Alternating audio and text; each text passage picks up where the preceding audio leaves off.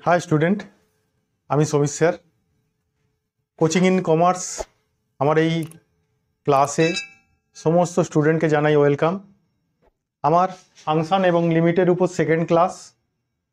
এখানে আমি বলেছিলাম ফাংশনের ফার্স্ট ক্লাসে ফাংশনের সমস্ত ডেফিনেশন যেগুলো আমাদের কাজে লাগে তার উপর আমি প্রবলেম দেখিয়েছিলাম।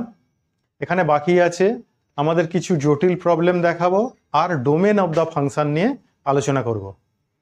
আমরা প্রথমে একটা সামস একটু জটিল অঙ্ক কিছু দেখিয়ে দিই, তারপর ডোমেন অফ দ্য ফাংশন আলোচনা করব। তারপরে আমরা এই ভিডিওতেই আমরা লিমিটের স্টার্টিং কিছু ফর্মুলা দিয়ে দেব, ফর্মুলা দিয়ে তার পরের ক্লাসে আমি লিমিট রাখব। দেখো এখানে আমাদের এইরকম একটা প্রবলেম দিয়েছে।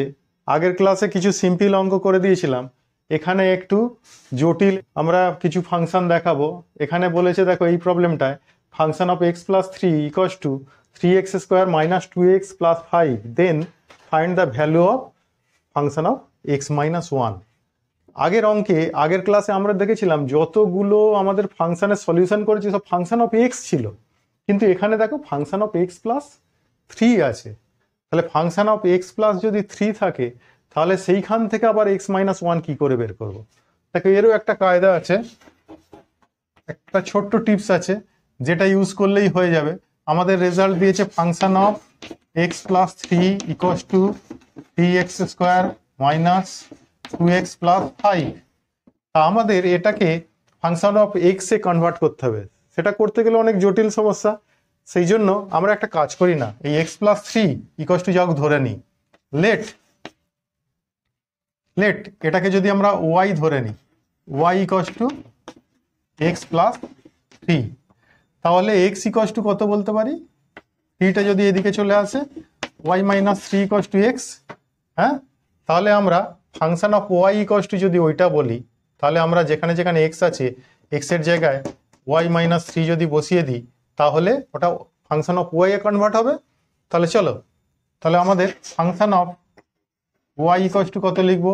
এখানে আমরা এক্স প্লাস 3 জায়গায় কত বসিয়েছি? Function of Y. তাহলে একটা কাজ করা হোক, আমরা এই ধরে নেওয়াটা আমরা একটু ডান দিকে করে দিই, তাহলে সুবিধা হবে।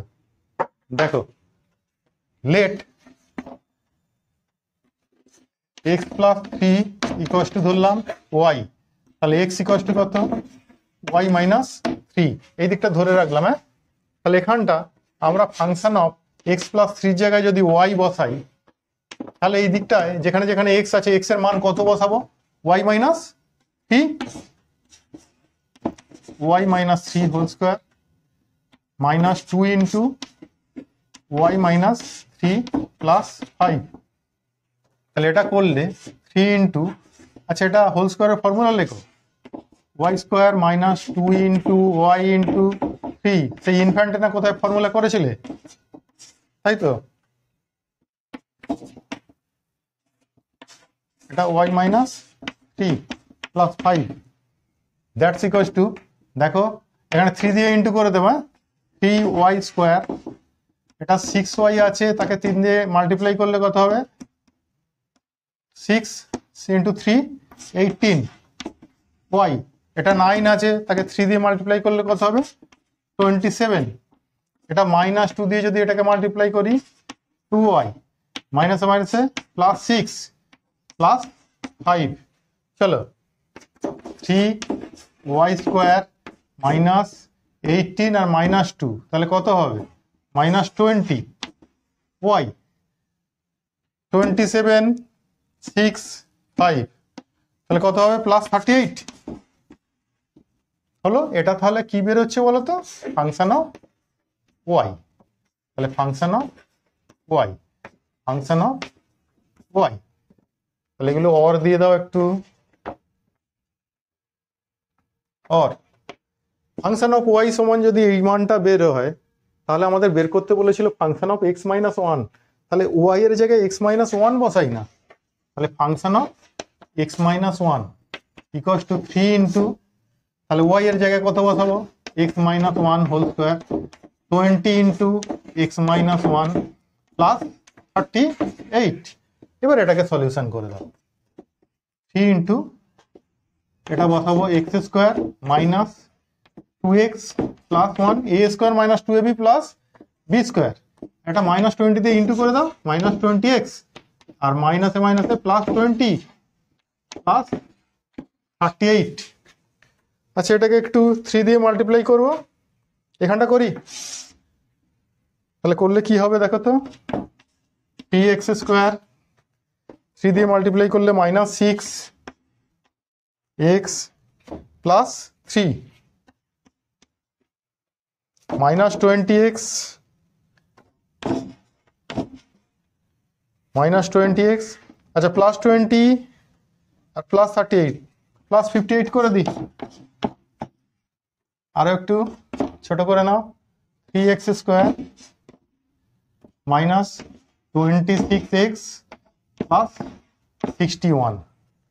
দেখো তাহলে এইটা আমরা এখানে জায়গা নেই বলে লিখতে পারিনি, এখানেও কিন্তু তুমি ফাংশন অফ x মাইনাস 1 লিখে লিখে যাবে, ওইখানটাও লিখবে কিন্তু x মাইনাস 1 এখানেও আছে, এখানেও আছে ফাংশন অফ x মাইনাস 1, এখানেও আছে এখানেও আছে, তাহলে এটা হচ্ছে আনসার। বোঝা গেল?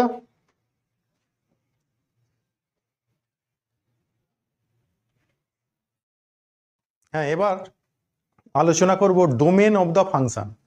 দেখো ডোমেন অফ দ্য ফাংশন হচ্ছে, আমরা এই অঙ্কটা একটু মুছে নিই।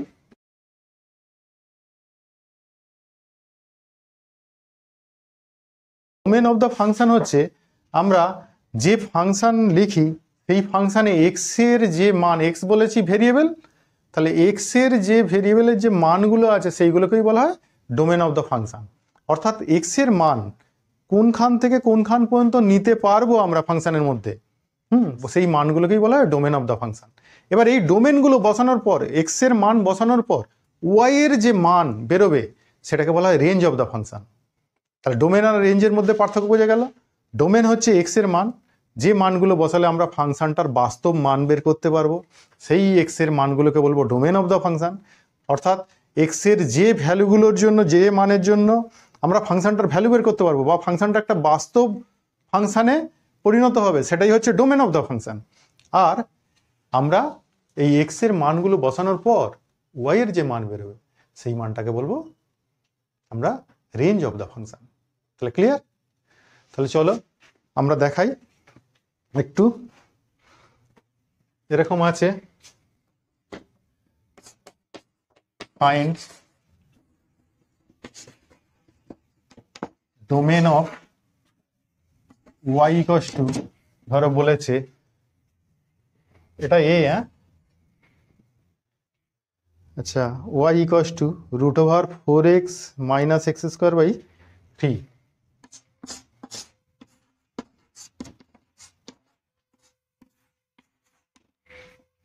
এই ফাংশনটা ওয়াই মিনস হচ্ছে ফাংশন অফ এক্স, কিন্তু হ্যাঁ ফাংশন অফ এক্সকেই আমরা বলি কি ওয়াই, তাহলে সেই মানটার আমরা ডোমেন বের করব। আমরা জানি একটা জিনিস কিন্তু জানবে, রুটের মধ্যে যে রেজাল্ট থাকে সেটা কিন্তু কখনোই জিরোর থেকে কম হতে পারে না। জিরো বা জিরোর থেকে কমের মান যখনই বেরোবে আমরা তখন কোনো একটা নেগেটিভ মান পাবো। নেগেটিভের কোনোদিন রুট করা যায় না। তোমরা ক্যালকুলেটারে, কম্পিউটারে যেখানেই মারবে কোনো নেগেটিভের রুট করতে যাবে, দেখবে সেখানে এরর আসছে। 9-এর রুট করলে কত? 3, কিন্তু -9-এর রুট করবে দেখবে এরর আসছে। তা সেই জন্য আমাদের এই যে রেজাল্টটা কখনোই নেগেটিভ হতে পারে না। তাহলে এর সব থেকে ন্যূনতম মান কত হতে পারে? সব থেকে ন্যূনতম মান হচ্ছে 0 হতে পারে। তাহলে আমরা যদি ওটাকে লিখি, অতএব সলিউশন করি, আমরা ওয়াই এর সব থেকে ন্যূনতম মান কত হতে পারে? 0। তা ওয়াই এর মান মানে কি বলছি? Root over 4x minus x square by 3 equals to সব থেকে লিস্ট মান কত হতে পারে? 0। এই রুটটাকে ওই দিকে নিয়ে চলে যাও, তাহলে 0 রুট করলে 0ই। 4x minus x square by 3 equals to কত? 0। और 4x minus x square equals to কত? 0। और এখান থেকে x কমন নাও, কমন নিলে 4 মাইনাস এক্স ইকুয়ালস টু কত? 0। তাহলে x ইকুয়ালস টু একবার কত হতে পারে? 0। और 4 মাইনাস এক্স ইকুয়ালস টু কত? 0। তাহলে 4 ইকুয়ালস টু এক্স, তাহলে এক্স এর মান দেখো একটা 0 হতে পারে, একটা 4 হতে পারে, তার মানে এক্স এর মান হচ্ছে 4 পর্যন্ত যেতে পারে আর 0 থেকে স্টার্ট হতে পারে। তাহলে আমরা বলতে পারি এক্স এক্স সবসময় গ্রেটার ইকুয়ালস টু কত হবে 0 আর লেস ইকুয়ালস টু কত হবে 4। তাহলে এটাই হচ্ছে domain of the function.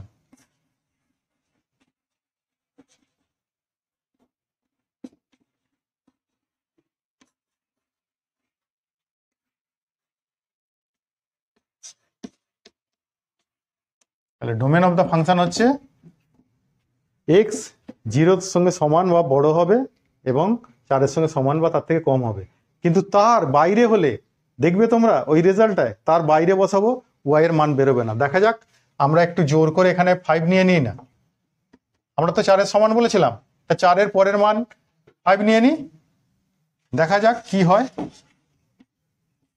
when x equals to 5 যদি ধরি, দেখো তো ওয়াই এর কি মান বেরোচ্ছে, ওয়াই এর মান বেরোচ্ছে এরকম বলতে পারি 4 × 5, এক্স এর জায়গায় 5 বসিয়েছি আর এটা 5 স্কোয়ার বাই কত 3, 4 5 কত 20 আর এটা 5 5 25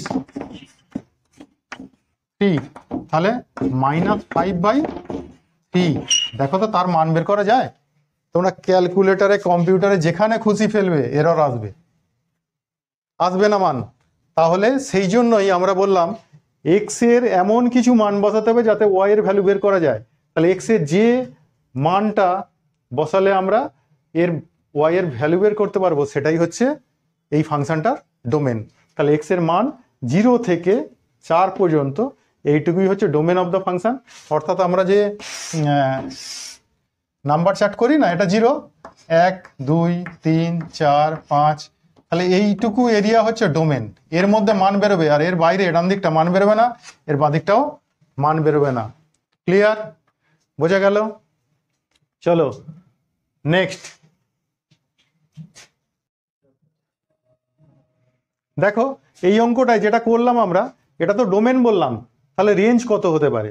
তাহলে রেঞ্জ বলছি একবার 0 বসালে, এখানে যদি 0 বসাই, এখানে 0 বসাই, তাহলে 0 বসালে ওয়াই এর মান কত √4/3, তাহলে ওয়াই এর রেঞ্জ হচ্ছে √4/3 থেকে। এবার যদি এখানে 4 বসাই, এখানে কিন্তু একটা মিস হয়েছে, সেটা হচ্ছে এখানে আমরা লেস ইকুয়ালস টু দিয়েছিলাম, শুধু লেস দ্যান করবে, কারণ 4 বসালে, এখানে 4 বসালে দেখো 4 4 16, এখানে 4 4 16, তাহলে 0 হয়ে যাচ্ছে, 0 রুট করা যাবে না, হ্যাঁ তাহলে সেটা করা যাবে না, কিন্তু 4-এর নিচে হলে সেখানে রুট করা যাবে। তাহলে এখানে আমরা 4-এর নিচে যে এক্স এর মান বসাবো আর 0-র উপরে যে মান বসাবো, সেই মানগুলোর জন্য ওয়াই এর যা মান বেরোবে সেটাই হচ্ছে এর রেঞ্জ। তাহলে ওয়াই এর রেঞ্জ হচ্ছে এক্স এর মান 0 বসলে যা মান বেরোবে, এক্স এর মান 0 বসালে দেখবে এক্স এর মান যদি আমরা 0 বসাই, তাহলে 0 বসালে তো এখানে উপরটা 0 হয়ে যাচ্ছে, তাহলে 0 বসাতে পারছি না, 0-র থেকে একটু বড় বসাতে হবে। তাহলে ওয়াই এর রেঞ্জ কত? এক্স এর মান >0 বসালে যা মান বেরোবে সেইখান থেকে এক্স এর মান 4-এর থেকে একটু কম বসালে গোটা রেজাল্টটা যা বেরোবে বা ওয়াই এর মান বেরোবে সেটাই হচ্ছে ওয়াই এর রেঞ্জ। অর্থাৎ এখানে এরকম লেখা হয় যে এইটার আর বিলংস টু 0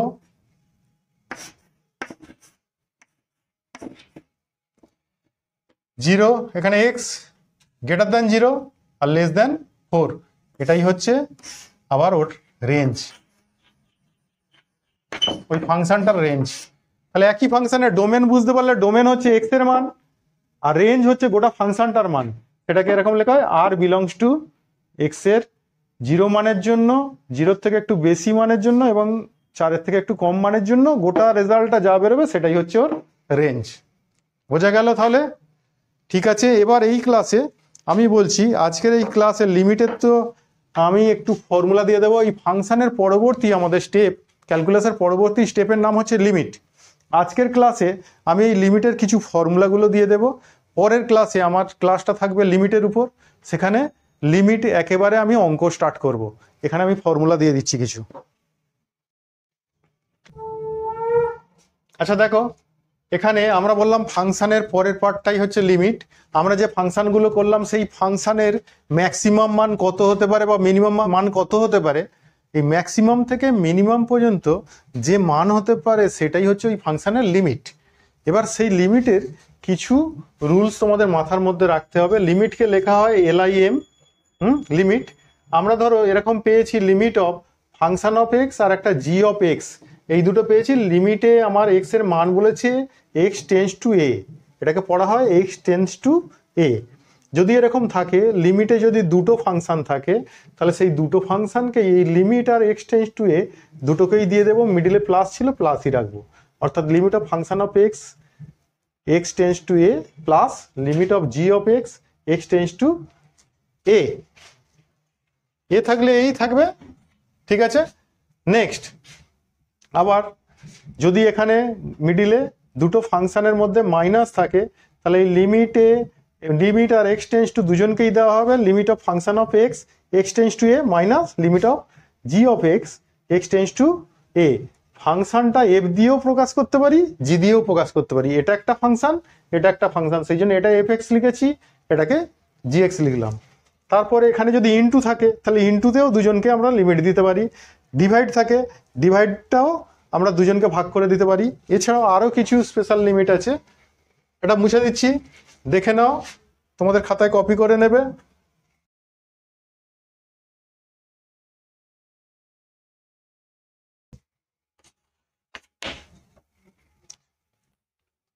দেখো এখানে হচ্ছে যদি এরকম থাকে আবার লিমিট অফ একটা কনস্ট্যান্ট আছে c into function of x, তাহলে এই কনস্ট্যান্ট কিন্তু লিমিটের বাইরে চলে যায় আর লিমিটটা এক্স টেন্স টু এ নিয়ে ফাংশন অফ এক্স এর সঙ্গে থাকবে, ঠিক আছে। তারপরে লিমিট অফ ফাংশন অফ আবার একটা ফাংশন দিয়েছি জি অফ এক্স, যদি এরকম থাকে এক্স টেন্স টু এ তাহলে এই প্রথম ফাংশনটাকে আমরা লিমিটের বাইরে নিয়ে নিতে পারি, function of limit G of x x tends to a. তারপরে এরকম যদি থাকে limit of log function of x x tends to a, তাহলে এই লগটা লিমিটের বাইরে চলে আসবে আর লগটা মানে কনস্ট্যান্টের মতো কাজ করবে, বাইরে চলে আসবে, যেরকম আছে এবার limit of function of x x tends to a. তাহলে এই কটা আমরা লিমিটের এই বেসিক ফর্মুলাটা দিলাম। আমি পরের ক্লাসে এই সমস্ত ফর্মুলার উপর অঙ্ক করে দেখাবো, অবশ্যই তোমরা এই অঙ্কগুলো পরের ক্লাসটায় দেখবে। আর আজকের আমার ক্লাস এইটুকুই।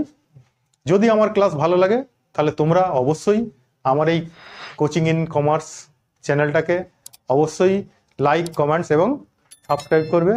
এর পরের ক্লাসে দেখা হচ্ছে লিমিট নিয়ে। তাহলে আজকের মতো টাটা।